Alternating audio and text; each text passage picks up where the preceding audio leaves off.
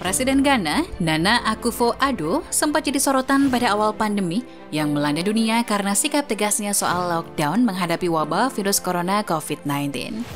Kami tahu cara menghidupkan kembali ekonomi, yang kami tidak tahu adalah bagaimana menghidupkan kembali orang yang mati, tulis akun Twitter resmi Nana pada tanggal 28 Maret 2020.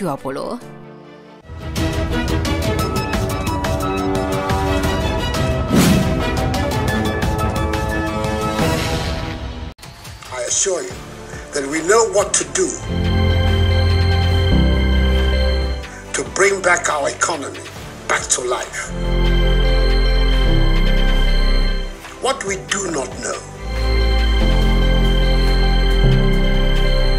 is how to bring people back to life.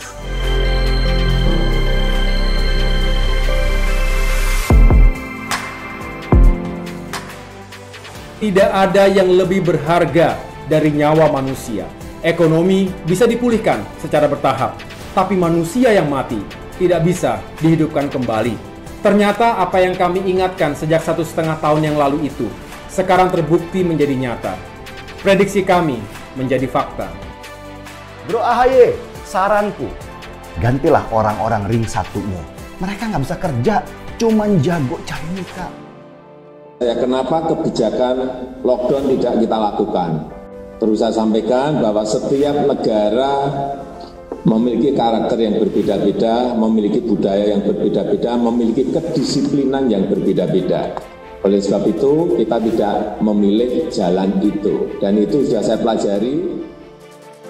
Ucapannya yang menempatkan nyawa lebih penting dari ekonomi viral di media sosial. Ghana diketahui menerapkan kebijakan lockdown selama 2 pekan sejak tanggal 30 Maret. Warga hanya diizinkan keluar rumah untuk membeli makanan, air, obat-obatan, serta menggunakan toilet umum. Ternyata, pernyataan Presiden Ghana inilah yang menginspirasi AHY, sang pangeran Cikeas, kala mengusulkan lockdown pada awal pandemi. Entah dia mempertimbangkan terlebih dahulu atau asal bacot saja biar kelihatan keren. Tapi itulah yang selalu dibicarakan kubu Demokrat saat menyerang pemerintah. Untuk mencapai kesuksesan, ya kan, untuk menjadi orang besar, itu harus melewati dari sesuatu hal yang kecil terlebih dahulu. Tidak kemudian terus melompat mencalonkan diri sebagai gubernur, bahkan ingin menjadi menteri dan menjadi presiden. Ya itu terlalu berat lah bos bagi seorang AHY. Ini ibarat seorang anak yang baru umur 5 bulan, tapi sudah dipaksa untuk berlari, sudah dipaksa untuk berjalan. Ya berat lah bos. Dan ini kalau terus dibiarkan dan kalau AHY tidak mampu menyelamatkan, ya tenggelamlah Partai Demokrat. Tinggal dimuseumkan. Besarnya angka kematian akibat COVID-19 seolah-olah itu salah pemerintah yang tak mau melakukan lockdown sesuai arahan Demokrat pada awal pandemi. Hal ini dipertegas saat AHY melakukan pidato kebangsaan untuk memperingati 50 tahun CSIS Indonesia Senin 23 Agustus. Menurut dia, di masa awal penanganan pandemi, pemerintah terlalu menitik beratkan persoalan ekonomi di atas sektor kesehatan. Sehingga, lanjutnya, kini banyak nyawa manusia melayang akibat terpapar COVID-19. Ekonomi bisa dipulihkan secara bertahap, tapi manusia yang mati tidak bisa dihidupkan kembali. Ternyata apa yang kami ingatkan sejak 1,5 tahun yang lalu itu sekarang terbukti menjadi nyata, ujarnya. Sejak awal kami tegas mengingatkan bahwa dalam menangani pandemi, negara tidak boleh gagal fokus antara api dan asap. Dalam konteks ini, pandemi COVID-19 adalah apinya, sedangkan tekanan ekonomi merupakan asapnya. Jangan kita habis-habisan berupaya menghilangkan asapnya, sedangkan apinya gagal kita padamkan secara total. Selama ada api, selalu akan ada asap. Pada akhirnya, tidak ada yang lebih berharga dari nyawa manusia.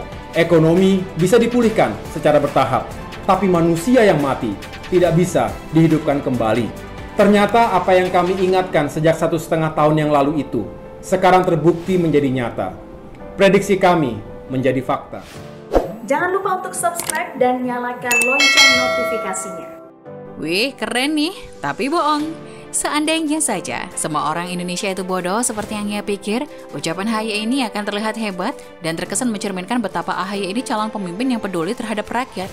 Ternyata, apa yang ia bicarakan kemarin hanyalah sebuah pengulangan dari apa yang dicuitkan Presiden Ghana kala itu, dan ternyata Sandiaga Uno yang menjadi menterinya Jokowi pun sudah pernah bilang hal yang sama pada April 2020 lalu. Sandiaga bilang ekonomi bisa dinego, nyawa rakyat tak ada ruang perdebatan. Kompas.com 29 April 2020. Ya, jadi ketahuan deh kalau ternyata perhatiannya pada rakyat cuma bohongan. Mungkin AHY ini mewarisi sifat sang pepo yang hobi pencitraan tapi nol kinerja. Dan lebih mirisnya lagi, ternyata kini Gana sendiri menyesali telah melakukan lockdown karena semua menjadi sulit karena keputusan lockdown itu. Kita tidak bisa kembali ke masa penguncian, sebagian yang membawa banyak kesulitan. Ujar Aku Fuado yang dikutip dari antaranews.com, bahasa yang lebih mudahnya, lockdown lebih banyak mudorot daripada manfaatnya. Saat ini Ghana sendiri sedang berjuang untuk mendapatkan vaksin karena mereka baru bisa menyediakan 1,3 juta dosis vaksin untuk warganya. Sekarang mereka lebih memilih melakukan pembatasan dan prokes yang ketat daripada lockdown.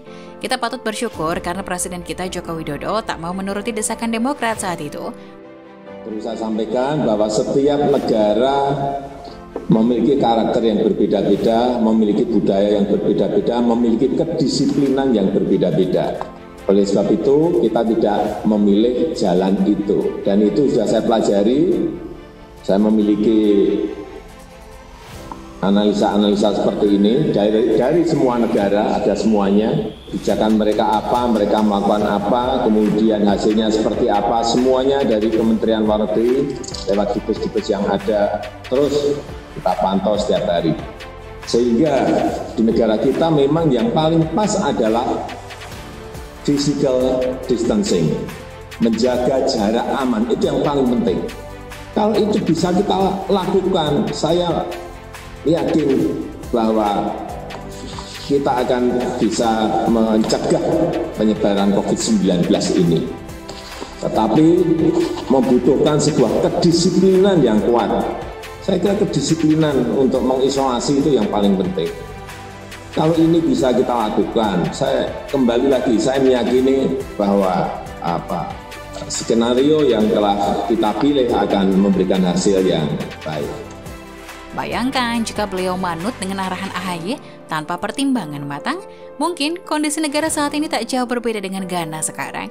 Jangankan peningkatan ekonomi, untuk beli vaksin saja mungkin kita tidak mampu. Kebijakan yang diambil pemerintah terbukti lebih baik daripada nyinyiran konyol sang pangeran.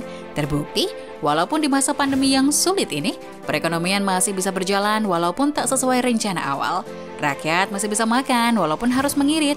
Dan yang terpenting, negara mampu menyediakan vaksin untuk warganya walaupun kini baru 56 juta orang yang tervaksin. Dalam pidato kebangsaan itu, AHY juga menyoroti masalah struktur belanja pemerintah dalam pembangunan infrastruktur ternyata masih lebih tinggi dibanding alokasi anggaran kesehatan. Struktur belanja pemerintah dalam pembangunan infrastruktur ternyata masih lebih tinggi dibandingkan alokasi anggaran kesehatan. Yang harusnya menjadi prioritas nomor 1 adalah meningkatkan kapasitas rumah sakit beserta segala fasilitas pendukungnya, memperkuat kapasitas tenaga kesehatan, serta menambah pasokan vaksin dan mempercepat distribusinya. Ia mengaku tak bisa menerima jika dalam menghadapi ancaman serius terhadap kesehatan publik seperti ini, masih ada yang mempertahankan agenda-agenda lain. Selain tidak relevan, kata AHY juga sebenarnya masih bisa ditunda karena tidak mengandung kegentingan yang memaksa. Yang sulit diterima, jika dalam menghadapi ancaman serius terhadap kesehatan publik seperti ini, masih ada yang mempertahankan agenda-agenda lainnya. Selain tidak relevan, juga sebenarnya masih bisa ditunda, karena tidak mengandung kegentingan yang memaksa. Mungkin yang ia maksud adalah ingin menyindir masalah pengecatan ulang pesawat kepresidenan yang merubah warna biru Demokrat ke warna merah putih, warna kebanggaan bangsa Indonesia. Pengecatan itu sudah dianggarkan sejak 2019 sebelum COVID, dan nilainya pun 1 miliar jauh dari anggaran untuk penanganan pandemi yang mencapai ratusan triliun. AHY ini benar-benar politikus karbitan yang dipaksa matang sebelum waktunya. Hasilnya yang begini nih, semua kritikan tak ada satupun yang membangun, hanya nyinyiran sampah yang selalu berusaha menjatuhkan pemerintah. Ayolah Demokrat, sadar, insaf. Mumpung masih diberi kesempatan untuk bermain di panggung politik, berubahlah menjadi lebih baik jika bukan demi Indonesia, setidaknya demi kalian sendiri. Karena jika kalian terus-menerus memainkan narasi busuk seperti ini, bisa dipastikan rakyat makin benci pada kalian, dan Demokrat pun pasti berkarat, tenggelam, hancur berkeping-keping dan tinggal menjadi sejarah kelam yang akan selalu dikenang oleh rakyat dengan monumen Candi Hambalangnya. Jadi kita lihat saja apa yang mereka lakukan sambil senyum-senyum, karena kita semua tahu Partai Demokrat itu lain di bibir, lain juga di perbuatan. Mungkin video ini bisa sedikit mengingatkan.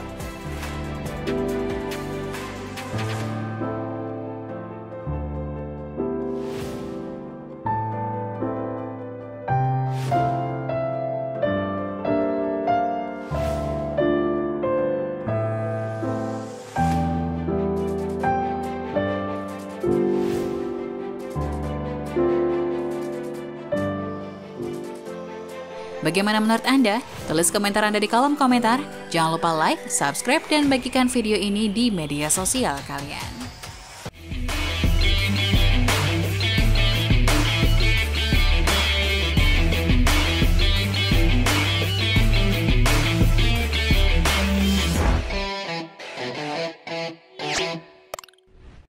Jangan lupa untuk subscribe dan nyalakan lonceng notifikasinya.